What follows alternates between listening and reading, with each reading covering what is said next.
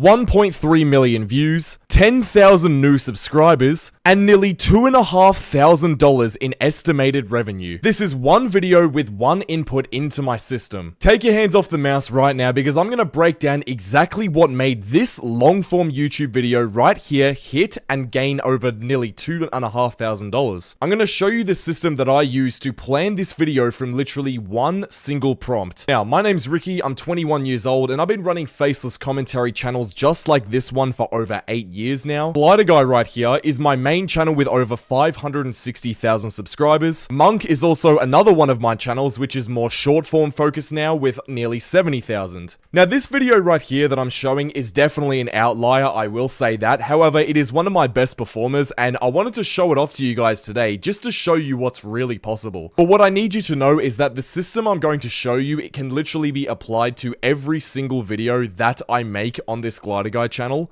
Now at the time when I did this video, I wasn't posting as many videos, but now I'm posting a lot more videos, and even though the views aren't anywhere near 1 million, the amount of monthly revenue that I'm still able to generate from this system because I'm posting even 2 times a day now, without putting in any more effort because of this single prompt, which can literally get you a video script, a video brief, and video packaging all in one click without you having to literally do anything else. It means that you can do so many of these videos right here that you can still get an insanely high monthly view count and therefore monthly revenue as well. What's going on with this video right here? So in this video, there are 3 main decisions that I had to make, which pretty much are the variables which determine whether videos like this blow up or they just stay, you know, average. So the first decision is the topic. Now, like I said, the subject of this video is called Shappy Sway, and this is perfect for my Glider Guy channel. Basically, he's a, 2D animator, and, you know, he looks cute and looks family friendly on the outside, and when I first talked about him, he actually had 6,000 subscribers, so to see him have over 100,000 like he does now after many videos that I've done about him is pretty surreal to look at, to be honest with you. But his shorts were pulling tens of thousands of views every single video, sometimes even hundreds of thousands. So basically, the whole idea is that this guy had a really small channel but had insanely large reach. So there was something about this guy's channel, there was something about his animations which were really visually appealing. But also one thing that I noticed in the comments section, and I don't really notice it as much anymore, but at the start, a lot of people were calling out his content for being extremely terrible. So it was like this guy didn't have many subscribers, but his videos were going insanely viral.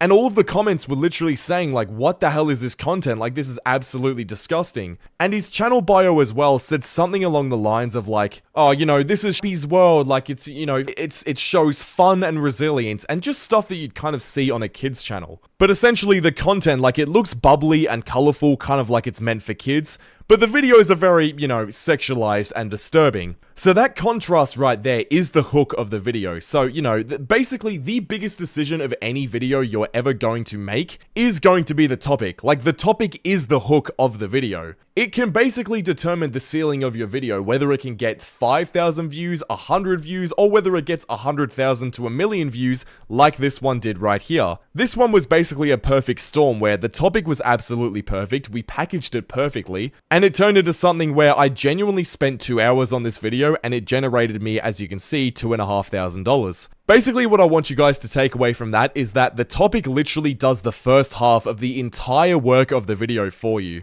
So if you want to think about leverage in terms of YouTube videos, if you want to treat YouTube like a business, you know, and you understand leverage the fact that your topic is the most important part. That's why I use this system now, which, you know, back in the day, I used to spend probably about 4 hours per video editing the whole thing myself, doing everything myself without the use of AI. But now using AI systems and the model, you know, like I said, this whole Claude thing, which is still going, by the way, and I'll show you guys a bit later, it makes it so that I can make about 4 videos a day and get so many more topics out.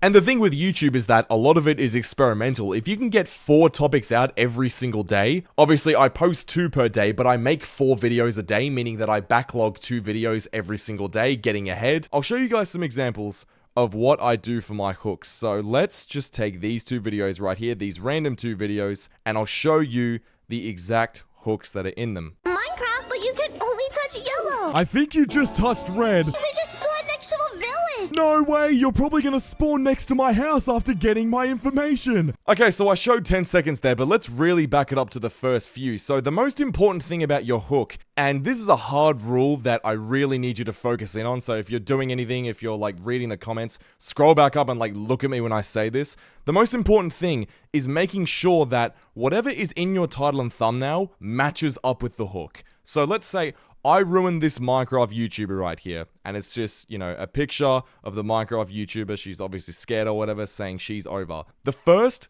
bit of this video needs to show that the Minecraft YouTuber is scared or is, you know, concerned that something bad's gonna happen. I don't think I did it perfectly here, and, you know, I can hold my hand up and say I haven't done it perfect, but that's what you should do. But the whole idea is that if you're showing something in the thumbnail, like even just like, forget the emotion, forget what's actually happening in the thumbnail. Just make sure that whatever subject is in your thumbnail, because we're doing commentary here, right? This is for commentary YouTubers. Whatever subject is in your thumbnail, show it as soon as you open the video. Momo the cat, we'll do this one.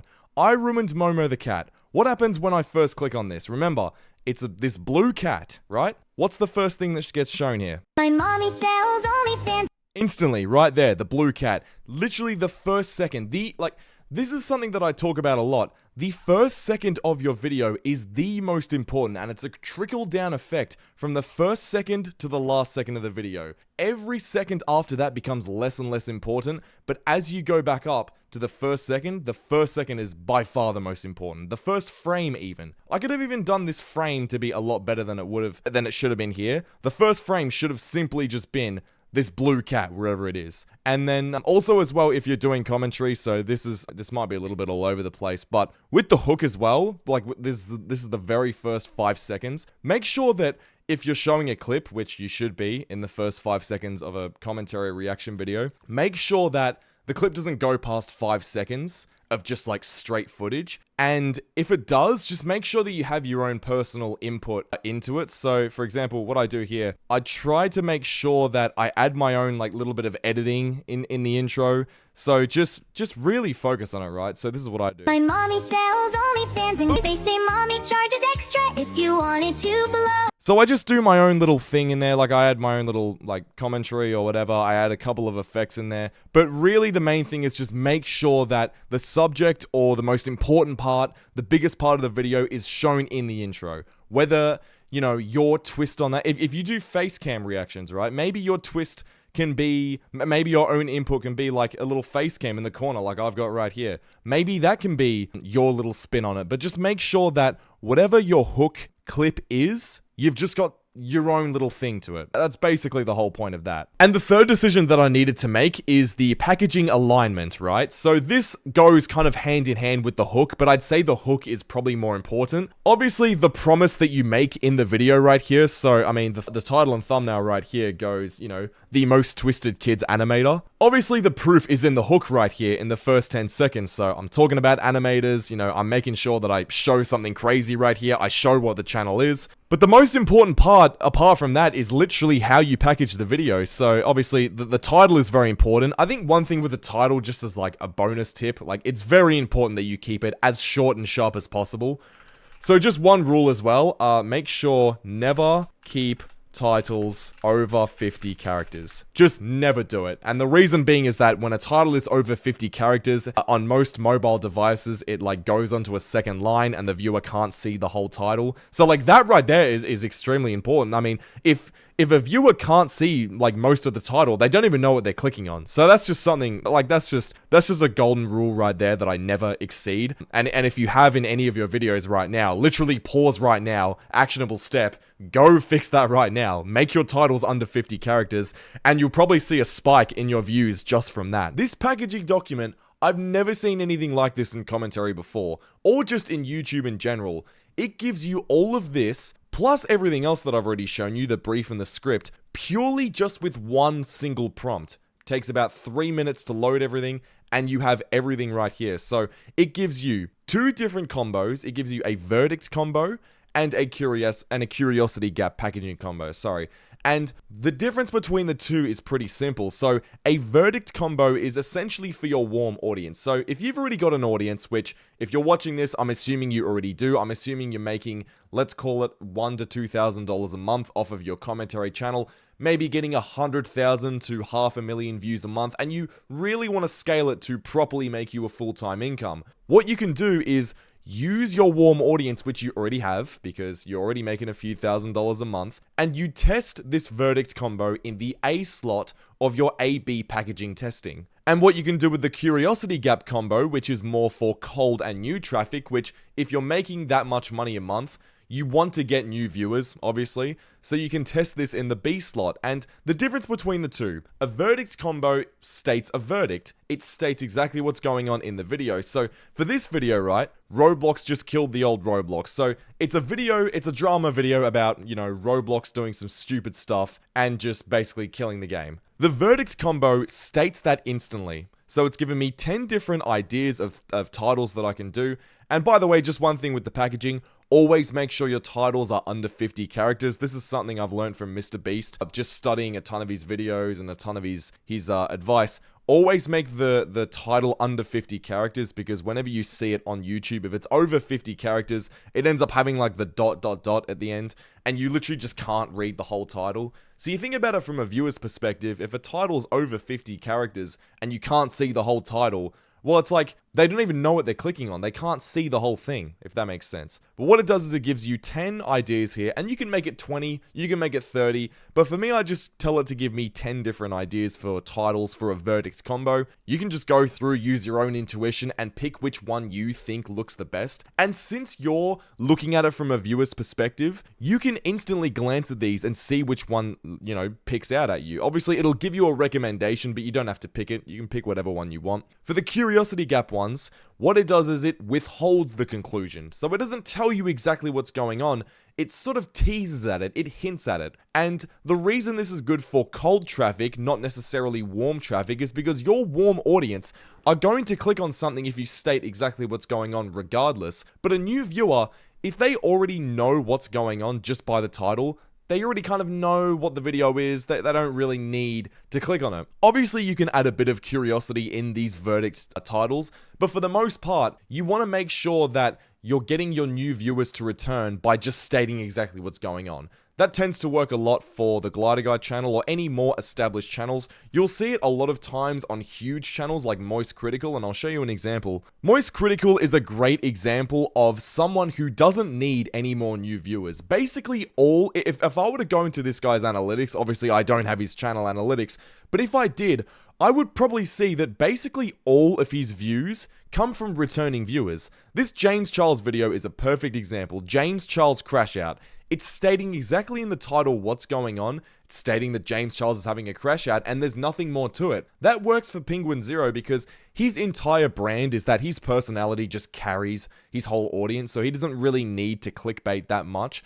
But even in terms of YouTube clickbait, this is great. I mean, it states it's a verdict combo, great for warm and returning audiences.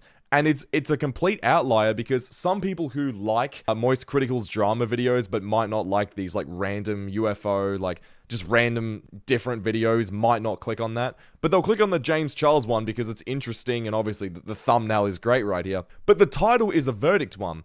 So you don't always need a curiosity gap combo to get a cold audience, but it definitely helps. Like, I'd say test both of them, which is what I do every single video. See which one wins, and then once you've got a winner, whether it's the verdict or curiosity gap combo, test these different titles right here. So you don't just have to stop at the first test. You can keep going. You can test 2 more different titles, see which one wins, then test these two ones against the winner, and just keep going until you've got your valid winner. Now here's the thing, if you want to apply this to your own channel, it's actually very simple. So the full breakdown is that, you know, obviously there's the 3 decisions that I make right there. Literally just copy the 3 decisions and make them right. And that comes over time, right? And, you know, I'd recommend this whole 2 videos a day system for everyone watching this video right now. And I know you might think it's impossible, but the thing with, you know, this new AI that's coming out and a bunch of different software that's coming out is that it is extremely possible to now make make 4 videos a day,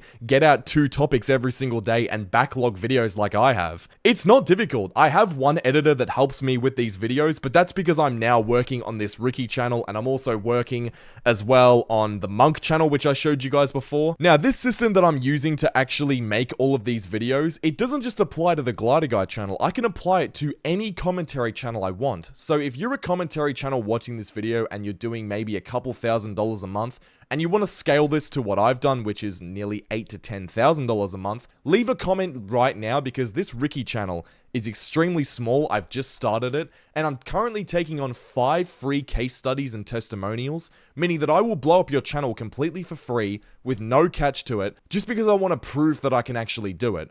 Once I've taken on these 5 free people, which I'll genuinely treat like my children, like I want to get you guys as many results as I can, there's already 3 spots filled up, so there's 2 left. If you want to be in the free 5 case studies, leave a comment below and I'll get back to you as soon as I can. If you're too late, I will start charging, and it will be quite a lot that I charge once I finish these 5 free case studies. But if you're watching this in the first week or 2 that it's uploaded, hopefully you might be able to get a spot. If you can't, I'll have to start charging for it. But even then, I mean, the amount that you get from this system is worth so much that it just doesn't even matter.